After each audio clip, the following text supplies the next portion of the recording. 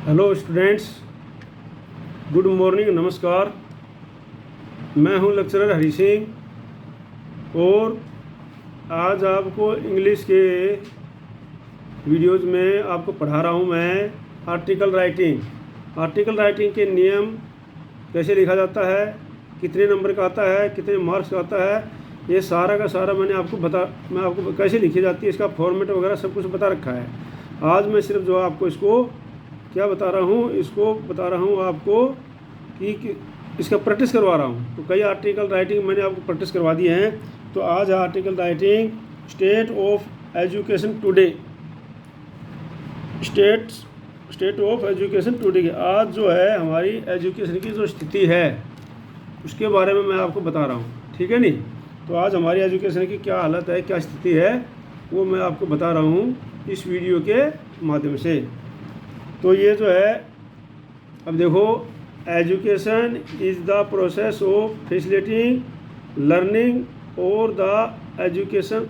अच्छा, सबसे पहले तो क्या है, आपने मैं बता रहा था, मैं बताना भूल गया था कि जो है सबसे पहले आपने हेडिंग लिखना है। ऊपर लिखना क्या लिखना है, बोल्ड लेटर में हेडिंग लिखना है, बोल्ड लेटर्स में, ठीक है नहीं। इसको बोल्ड कर देना है और हेडिंग लिखना है और सेंटर में लिखना है, बिल्कुल ये लिखना है बिल्कुल पेज के सेंटर में। जो पेज होता है उसके सेंटर में लिखना है the state of education today, the state of education today. और फिर क्या करना है, नीचे राइटर का नाम बाई करके जो क्वेश्चन में दिया हुआ है तो क्वेश्चन वाला नाम डालना है। अगर क्वेश्चन में नहीं दिया हुआ है तो आपने बाई करके XYZ ABC PQR कुछ भी लिख देना है, ठीक है। ये आपने लिखना है उसमें। और उसके बाद जो है आपने देखना है कि भाई इसके अंदर अपने अपने विचार लिखने हैं। तो लिखने के लिए सबसे पहले आपको मैं पहले बता रहा है कि भाई लेफ़्ट साइड से, कॉपी के लेफ़्ट साइड से जहाँ से शुरू करोगे एक लाइन में होना चाहिए, जहाँ पर फर्स्ट लाइन का फर्स्ट वर्ड्स का फर्स्ट लेटर जो आ गया, जैसे ई आ गया तो सारे के सारे फर्स्ट लेटर्स इसके सिधाई में होने चाहिए, ठीक है। और इसी प्रकार से इधर भी फिनिशिंग सही करो, ठीक है। तो आप फिर उसके बाद अपने विचार लिखने से करो और ये करो 120 to 150 तक, ठीक है। तो अब देखो, ये लिखने के बाद में आपने लिखना है education is the process of facilitating learning और द एक्विजिशन ऑफ नॉलेज। तो नॉलेज क्या है, जो एजुकेशन है वो वही एक प्रक्रिया है जो सीखने की और नॉलेज प्राप्त करने की, जैसे skills, value, beliefs and habits. ये एक हैबिट बनाना, स्किल बनाना, वैल्यू करना, ये सबकी एक प्रोसेस है, प्रक्रिया है एजुकेशन तो, ठीक है। उसके बाद है it is noble profession that enable people to know the world beyond their own surrounding and transform them to become rationalist and humanist in outlook and world view। ये क्या है, लोगों को एक प्रकार से एक प्रोफेशन है जो लोग जानते हैं, एक दूसरे को जानते हैं, वर्ल्ड वाइज नॉलेज प्राप्त करते हैं, अपने चारों तरफ का वातावरण को सीखते हैं। ये सारी चीज़ें आपने अपनी भाषा में लिख देना है, ठीक है नहीं। इवन आवर असेंटर्स मतलब पूर्वज received their learning at gurukul and ashram where schools were associated with the place of worship. अब देखो, उस समय जो हमारे पूर्वज थे उन्होंने शिक्षा कहाँ से प्राप्त करते थे, वो गुरुकुल में प्राप्त करते थे, जहाँ पर जो है उसको गुरुकुल में एजुकेशन शिक्षा दी जाती थी, ठीक है नहीं। और वहाँ पर जो है आश्रम में दी जाती थी। और वो उस समय जो विद्यालय होते थे उनकी क्या वर्शिप, पूज्य योग होते थे, मतलब वहाँ पर अच्छी तरह से उनको पूजनीय माना जाता था, ठीक है। पूजा के योग जैसे हमारे मंदिर माने जाते हैं, इस प्रकार से माना जाता था, ठीक है ना उनको। और unfortunately education has been converted into a means of doing business in almost every institution. और दुर्भाग्य क्या हुआ है कि हर एक इंस्टीट्यूशन के अंदर आजकल जो है एजुकेशन क्या बना दिया, एक बिजनेस बना दिया, ठीक है नहीं। एक बिजनेस बना दिया जिसके वजह से इसकी वैल्यू कम हो गई, ठीक है। नहीं तो एजुकेशन इंस्टीट्यूशन थी, उनको क्या है, पूजनीय माना जाता था हमारे उसमें, ठीक है।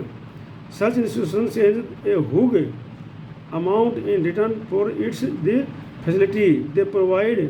अब क्या है, इस प्रकार की जो इंस्टीट्यूशन है, संस्थाएं हैं, वो एक बहुत बड़ा मात्रा में रुपये लेते हैं उनके फैसिलिटी देने के लिए। In some of the best educational institution of the world donation are taken in a return or admitting an average students and giving him education. अब क्या है, बहुत सी वर्ल्ड की मानवीय इंस्टीट्यूशन संस्थाएं हैं, वो क्या है, एडमिशन देने के लिए डोनेशन मांगती हैं और एक नॉर्मल स्टूडेंट्स को वहाँ पर एजुकेशन जो एडमिशन देती हैं जो कि उसके काबिल नहीं होता है, ठीक है ना। In short education has become commercialised, और अब शॉर्ट में कह सकते हैं कि एजुकेशन क्या है, कि व्यवसाय बन गया है, ठीक है।